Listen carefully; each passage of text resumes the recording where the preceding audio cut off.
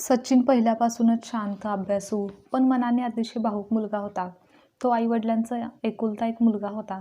त्याची आई विमल गावातील अंगणवाडी सेविकाचं काम करायची, तर वडील सदाशिव शेतकरी होते. त्यांच्या घरात फार पैसे नव्हते, पण जरा जरी सुख मिळालं तरी तिघे मिळून हसत खेळत जगत असायचे.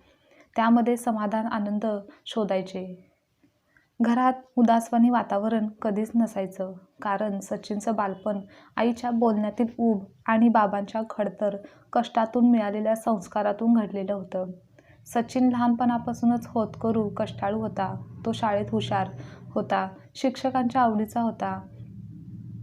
पण त्याच्या मनात एक चिंता होती, घरची परिस्थिती. कारण बाबा शेतात जीव तोडून काम करत असले तरी उत्पन्न मात्र कमीच मिळत होतं आणि आई अंगणवाडीत काम करून थोडे उत्पन्न आणायची, पण महिन्याअखेरीस खरंच पैशांचा ताण येत होता. पण तरीही या परिस्थितीत देखील दोघांनी मुलाच्या शिक्षणावर कधीच तडजोड केली नाही. "सचिन, तू शिक, मोठा हो, आम्ही आहोत ना," असं आई रोज म्हणायची. सचिन मनात म्हणायचा, "तुम्ही किती त्याग करता माझ्यासाठी, मी परतफेड करेन."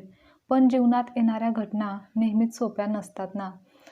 एका वर्षी पावसाने दगा दिला, शेताचे मोठे नुकसान झाले, उत्पन्न जवळपास शून्यच झाले.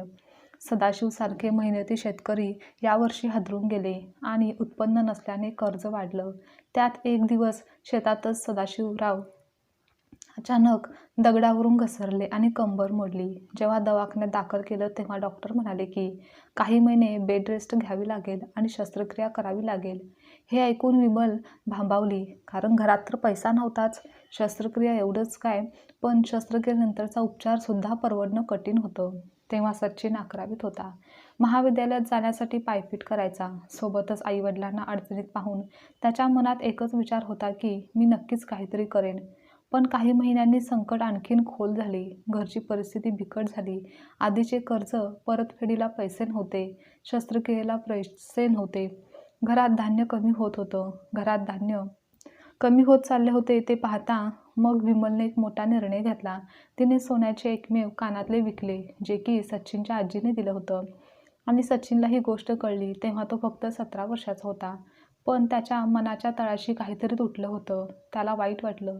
पण मग आई म्हणाली, "आपल्या माणसाच्या जीवापेक्षा दागिना मोठा नसतो रे." सचिन रडला, पण आई मात्र धीराने खोटच हसली. त्यानंतर सदाशिवरावांची शस्त्रक्रिया झाली. त्यांना थोडं बरं वाटू लागलं, पण अजूनही त्यांना काम करणं शक्य नव्हतं. म्हणूनच आता घर चालवणं, मुलाचा अभ्यास, पतीचा उपचार ही सर्व जबाबदारी एकट्या विमलवर आली होती आणि तिचं वेतनही फक्त काही हजारातच होतं. त्यामधील सर्व खर्च भागवणं शक्यच नव्हतं. त्यामुळे विमल रोज रात्री घरातील कामे, स्वयंपाक करून पहाटे 4 वाजता उठून गावात दूध वाटप करायला जायची. तेथून परत येऊन घरकाम, अंगणवाडी आणि सदाशिवरावांची देखभाल करायची. यापाठी तिचा त्याग अमाप होता, पण अदृश्य, न बोलता होता. त्याचप्रमाणे सचिनचा अभ्यास बिघडू नये म्हणून तिने त्याला कधीच चिंता दाखवली नाही. पण सचिनला सर्व गोष्टींची कल्पना मात्र नक्कीच होती. त्याला जाणीव होती की आई आपल्या घरासाठी किती कष्ट घेत आहे, कितीतरी गोष्टींचा त्याग करत आहे आणि या सगळ्या परिस्थितीने त्याचं मन एकटं पडलं होतं. तो नेहमी विचारात हरवलेला असायचा. त्या दरम्यान महाविद्यालयातील त्याची भेट नम्रतासोबत झाली. ती सुंदर, बुद्धिमान, पण सर्वात महत्त्वाचं म्हणजे मनाने स्तुत्रबुद्ध, हळवी मुलगी होती. दुसऱ्यांचं दुःख लगेच जाणणारी होती. म्हणूनच सचिनचे घरचे प्रश्न जाणून घेतल्यावर ती त्याला खूप आधार द्यायची. त्याच्यासोबत नेहमी असायची आणि त्याचं मित्रत्व हळूहळू प्रेमाकडे झुकत होतं. पण सचिनच्या मनात अपराधीपणाचं ओझं होतं की मी प्रेम करू शकतो का? आईबाबांचं आयुष्य संघर्षात आहे आणि मी माझ्या सुखाच्या मागे पळतोय का? हे प्रश्न त्याला खात होते, सतावत होते. तेव्हा नम्रता त्याला म्हणायची, "सचिन, प्रेम ओझं नाही, प्रेम पण त्याग शिकवतं." पण तरीही सचिनचं मन मानायला मात्र तयार नव्हतं. त्याला त्यावेळेला कोणत्याही नवीन नात्यात अडकायचं नव्हतं. असेच काही दिवस झाले. ते काही दिवस ठीक चालले होते. परिस्थिती सुधारलेली नव्हती, पण सर्व स्थिर चालू होतं. एका रात्री सदाशिवरावांना अचानक छातीत तीव्र वेदना झाल्या. विमल खूप घाबरली, तर वडिलांची अवस्था पाहून सचिन देखील हादरला होता. रात्रीच्या 12 वाजता गावातून रिक्षा मिळत नव्हती. मग शेजाऱ्यांनी सदाशिवरावांना उचलून एका जुन्या ट्रॅक्टरमध्ये घेतलं आणि सर्वजण रात्री अंधारात हॉस्पिटलकडे धावले. त्या डॉक्टरांनी तेव्हा सांगितलं की हृदयात ब्लॉकेज आहेत, सर्जरी करावी लागेल. ही बातमी ऐकून विमलचा आवाज हरपला आणि सचिनचा आत्मविश्वास नष्ट झाला. त्याच क्षणी त्याच्या मनात एक निर्णय पक्का झाला. आता आईचं आयुष्य, बाबांचे उपचार, घरची जबाबदारी हे सगळं स्वतःलाच करायला हवं. पण आत्ताच्या या क्षणी मात्र सर्जरीचे पैसे कुठून आणणार हा एक मोठा प्रश्न होता.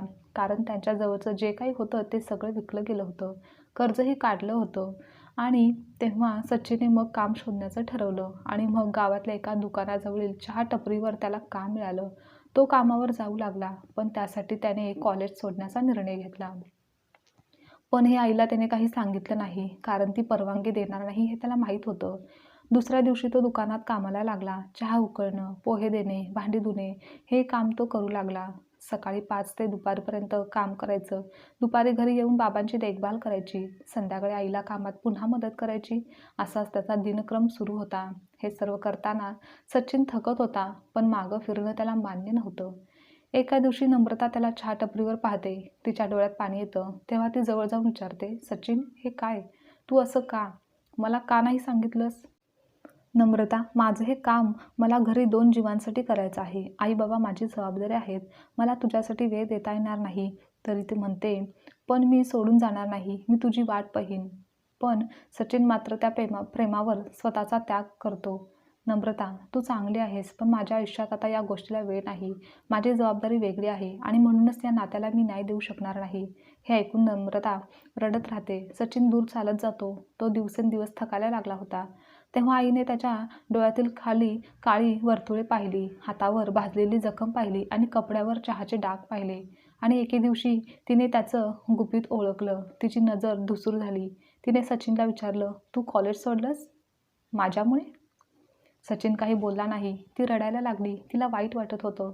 परिस्थितीचा राग आला होता. मग ती सचिनला म्हणाली, सचिन, आपण गरीब असू, पण गरिबीमुळे माणुसकी, शिक्षण, प्रेम सोडायचं कधीच नाही. त्या रात्री तिने मोठा निर्णय घेतला. दुसऱ्या दिवशी आई गावातील जमीन दलालाकडे गेली. त्यांच्या घराशेजारी असलेलं छोटंसं 10 गुंठ्याचं शेतीचा भाग, जो त्यांनी हळूहळू जपला होता, तो तिने विकून टाकला, कारण आता दुसरा कोणताही पर्याय नव्हता. मग त्या पैशातून तिने सदाशिवरावांची सर्जरी केली, घरातील रोजचे खर्च भागवले आणि सचिनची कॉलेजची फी देखील भरली.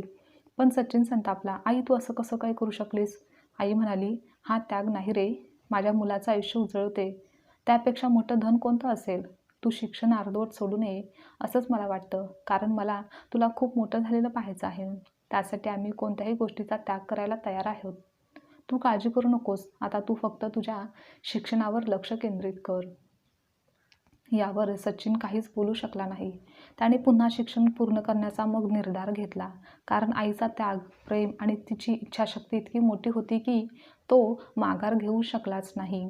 आता तो पुन्हा कॉलेजला जाऊ लागला. एक दिवस नम्रता त्याला पुन्हा भेटली. ती सचिनला धीर देत म्हणाली, तुझ्या आईसारख्या आईसाठी देव देखील नतमस्तक होईल. सचिनने परत अभ्यासाला सुरुवात केली. रात्री झोप कमी घेऊन तो अभ्यास करायचा. टपरीचे काम आता बंद केले होते. नम्रता ही रोज अभ्यासात त्याला मदत करायची.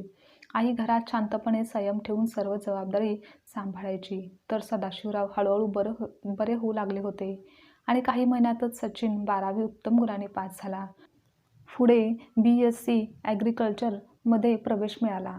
तो मोठ्या आशेने पुढचे शिक्षण घेऊ लागला आणि त्याच्या मेहनतीने, चिकाटीने तो काही वर्षांनी सरकारी कृषी अधिकारी झाला. आणि त्याचं जगच बदललं, घर बदललं आणि त्याची परिस्थिती देखील बदलली. त्यानंतर त्याने जमीन नवीन घेतली, सर्वांसाठी नवीन घर बांधलं, बाबांचा चांगला इलाज करून नॉर्मल चालण्यास त्यांना सक्षम केलं. एका सुंदर दुपारी सचिन आपल्या आईच्या मांडीवर डोके ठेवून बसला होता. आई त्याच्या केसावरून हात फिरवत म्हणाली, सचिन, त्याग म्हणजे जे सोडतो ते नव्हे, तर त्याग म्हणजे ज्याच्यावर आपण प्रेम करतो त्याचं आयुष्य उजळण्याची ताकद असायला हवी. मग सचिन तिचा हात आपल्या हातात घेत म्हणाला, आणि आई, तुझा त्याग नसता तर मी आज हा सचिन कधीच झालो नसतो. त्यावर ती हसली. तिच्या डोळ्यात प्रेम आणि आवाजात शांतता होती. आकाशात सूर्य मावळत होता, सोनेरी उजेड पसरत होता आणि त्या उजेडात दिसत होतं एका आईचा त्याग, एका मुलाचा संघर्ष आणि एका प्रेमाचे सामर्थ्य. त्यांनी जीवनाच्या मार्गातील जिंकलेली लढाई होती, पण सचिनच्या मनाच्या आत काही खोल दडलेल्या जखमा अजून देखील भरलेल्या नव्हत्या. आईचा त्याग सचिन कधीच विसरलेला नव्हता. अगदी नवीन घरातही तो अनेकदा शांतपणे आईच्या खोलीकडे बघत उभा राहायचा. आईसुद्धा हे जाणायची, पण ती काही बोलायची नाही. आईचं मन नेहमीच असतं मुलाच्या दुःखाची सावली स्वतःवर घ्यायची आणि त्याच्या चेहऱ्यावर हसू ठेवायचं. आणि नम्रता मात्र हे सर्व रोज अनुभवत होती. घरात सुख आलं होतं, पण आईच्या चेहऱ्यावर एक थकवा, एक शांत खिन्नता होती. नम्रता मनातून आईच्या त्यागाच्या ऋणांनी बांधली गेली होती. एके दिवशी जिल्हा स्तरावर मोठी बैठक होती. सचिन तिथे त्याच्या विभागाचं प्रतिनिधित्व करत होता. वरिष्ठ अधिकारी त्याची प्रशंसा करत होते. ते म्हणाले, कठोर परिस्थितीमधून बाहेर येऊन असा अभ्यास आणि एवढं उत्तम काम करणं खरंच दुर्लभ आहे. सगळे टाळ्या वाजवत होते, पण सचिनच्या मनात मात्र भूतकाळाचा एक क्षण पुन्हा जिवंत झाला. आईच्या हातातील रिकाम्या बांगड्या, कानातील आणि वडिलांचं श्वासासाठी तडपडणं, त्याचं चहाटपरीवर काम करणं आणि आईने जमीन विकल्याची कागदपत्र, ते आठवून त्याचा श्वास अडकला. बैठक संपल्यावर तो बाहेर आला आणि एका शांत कोपऱ्यात बसून डोकं धरून बसला होता. नम्रताने त्याला फोन केला. आवाज ऐकताच ती म्हणाली, सचिन, तू ठीक नाहीस, मी येते काही वेळातच. नम्रता तेथे पोचली. तिने त्याचा हात हातात घेतला. सचिन बोलला, नम्रता, आजही मला वाटतं की आईने माझ्यासाठी तिचं आयुष्य विकलं आहे. नम्रताने त्याच्या डोळ्यात बघितलं. सचिन, प्रत्येक आईचा त्याग असाच असतो. पण सचिनच्या आईचा त्याग तिचं दुःख नव्हतं, पण तिचा अभिमान होता. त्या क्षणी सचिन काही बोलू शकत नव्हता. नम्रता म्हणाली, आता वेळ आली आहे आईसाठी काहीतरी मोठं करण्याची. मग पुढच्या काही दिवसातच आईची तब्येत ढासळायला लागली होती. तिला वारंवार श्वास कमी पडायचा. काम करताना तिला चक्कर येऊ लागली. तेव्हा नम्रता म्हणाली, आई, डॉक्टरांकडे जाऊयात. अगं, वय झालं की असं होतंच, तू काळजी करू नकोस. आई हळूच म्हणाली. पण एके दिवशी सचिन घरी आला तेव्हा त्याने आईला अंगणात बसलेल्या पाहिलं तर ती श्वास जोरात घेत होती. कपाळावर घामाच्या धारा होत्या. ते पाहून तो धावतच गेला. आई, हे काय होतंय तुला? आई म्हणाली, काही नाही रे, थोडा दम लागला. पण डॉक्टरांनी तपासणी केली तर गंभीर समजलं. सचिन, आईच्या हृदयात विकनेस आहे, ब्लॉकच तर नाही ना याची खात्री करून घ्यायला हवी. त्या रात्री सचिन खूप रडला. दुसऱ्या दिवशी टेस्ट झाल्या आणि मेडिकल रिपोर्ट आला तर हृदय कमजोर झालं होतं. सर्जरी करायला हवी होती. मग सर्जरीचा दिवस आला. आईला स्ट्रेचरवर निघताना ती म्हणाली, सचिन, मला काही झालं तर? सचिनने तिला थांबवलं. आई, तुला काही होणार नाही. आपल्याला अजून खूप काही एकत्र करायचं आहे तुझ्यासाठी. मग डॉक्टरांनी सर्जरी सुरू केली. काही तास गेले. हृदयाची धडधड वाढत होती. नम्रता सचिनचा हात धरून बसली होती तर सचिन डोळे बंद करून मनात म्हणत होता, देवा, जर माझ्यावर काही ऋण बाकी असेल तर घे, पण माझी आई सुखरूप बरी होऊ दे. काही वेळाने डॉक्टर बाहेर आले. सर्जरी यशस्वी झाली. पण पुढचे 24 तास अत्यंत महत्त्वाचे होते. सचिन आणि नम्रताने सुटकेचा श्वास घेतला, पण अजूनही लढाई बाकी होती. दुसऱ्या दिवशी दुपारी आई शुद्धीवर आली. डॉक्टर म्हणाले, सावकाश, जास्त बोलू नका. आई डोळे उघडून सचिनला बघते. तिचे पाणावलेले डोळे होते, पण शांत हसू होतं. सचिन आईचा हात धरतो. आई, तू आता ठीक आहेस? सचिन व नम्रताचेही डोळे भरले होते. त्या क्षणी सचिनला पुन्हा जाणवलं की त्याचं आयुष्य जितकं माणुसकीने उजळलेलं आहे ते आईच्या त्या अज्ञात त्यागानेच. आई आता थोडी बरी झाल्यावर काही आठवड्यांनी सचिनने एक महत्त्वाचा निर्णय घेतला. त्याने जिल्ह्यात गरीब शेतकऱ्यांकरता सहाय्यता निधी सुरू केला. कारण कोणत्याही शेतकऱ्याच्या मुलाचे शिक्षण आर्थिक अडचणीमुळे थांबू नये, आईला आपल्या मुलासाठी तिच्या मौल्यवान वस्तू विकाव्या लागू नयेत यासाठी एक मोठा प्लॅन तयार केला. नम्रता त्याची मुख्य सहाय्यिका बनली. तेव्हा सचिन म्हणाला, आईच्या त्यागाचं हे उत्तर कधीच पुरेसं नाही, पण पुढच्या कोणाच्या आईलाही मी तसं जगू देणार नाही. आणि नम्रता अभिमानाने बघत होती. एके संध्याकाळी तिघेही अंगणात बसले होते. सचिन आईच्या खांद्यावर डोके ठेवून म्हणाला, आई, तू मला आयुष्य दिलंस. आई म्हणाली, सचिन, तू आज ज्या ज्या लोकांना मदत करशील तेथे माझा त्याग फुलासारखा उमलेल. आईचा त्याग कधीही संपत नाही, तो पुढच्या पिढ्यांमध्ये जगत राहतो. संध्याकाळचा सूर्य मावळत होता, पण त्यांच्या आयुष्यातील प्रकाशाचे वादळ मात्र आता कायमचं पसरलं होतं. खरं तर त्याग जे सोडतो ते नव्हे, जे जपतो ते असतं. सर्जरीनंतर काही महिन्यांनी आई हळूहळू पूर्णपणे बरी झाली. तिच्या चालण्यात थोडा संथपणा होता, पण चेहऱ्यावर शांतता होती. सचिन रोज आपल्या आईसोबत गप्पा मारत असे, तर नम्रता स्वयंपाकघरातील आवाजामध्ये आपलेपणाने काम करत असायची. सगळं नीट चालू होतं, पण आई कधीकधी रात्री एकटीच बसून धागा आणि सुई हातात घेऊन काही शिवू लागायची. तेव्हा कोणता कपडा, कोणतं काम हे कोणीच काही विचारलं नाही, पण नम्रताने एकदा हळूच विचारलं, आई, इतक्या रात्री काय करताय? त्यावर आईने स्पष्ट काही उत्तर दिलं नाही, पण तिच्या डोळ्यात एक वेगळीच चमक होती. जणू काहीतरी ती मोठं ठरवून प्रयत्न करत होती. तर इकडे सचिनने नुकताच सुरू केलेला सहाय्यता निधी हा काही महिन्यातच प्रसिद्ध झाला. जिल्ह्यातील कितीतरी गरीब कुटुंबांना मदत पोचली. शेतकरी मुलांची शिक्षण फी, आजारी आईसाठी औषधं, तर काहींच्या सर्जरी होत होत्या. तेव्हा लोक म्हणू लागले की सचिन साहेबांनी त्याच्या आईच्या त्यागाचं सोनं केलं. पण सचिन हसून म्हणायचा, मी काहीच केलं नाही. मी तर आईच्या त्यागाचं ऋण भागवत आहे. काही दिवसांनी एका सकाळी नम्रताने रिपोर्ट हातात घेतला आणि सचिनच्या हातात ठेवला. सचिन, आपल्याला बाळ होणार आहे.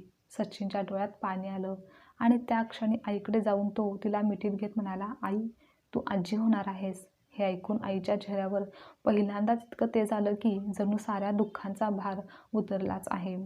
आई नम्रताला जवळ घेत म्हणाली, माझं घर पुन्हा भरून येणार आहे. कितीतरी वर्षांनी मी हा आनंद पाहते.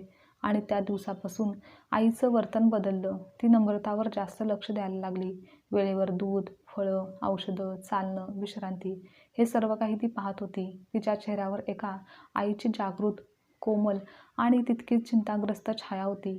3 महिने झाले आणि डॉक्टरांनी सांगितलं की नम्रताची गर्भधारणा थोडी रिस्की आहे. तिला पूर्ण विश्रांती हवी. मानसिक ताण तर मुळीच नको. सचिन हादरला. नम्रता शांत होती, पण आई मात्र बेचैन झाली. तिला एकच भीती होती, माझ्या आयुष्यात मी बरेच त्याग केले, पण माझ्या सुनेचं सुख हरवता कामा नये. नम्रता रात्री झोपली की आई तिच्या खोलीत हळूच जाऊन तिच्या पायावर तेल चोळायची. हे नम्रताला कळायचं, पण ती काही बोलत नसे. आईच्या हाताची उपती शांतपणे स्वीकारत होती.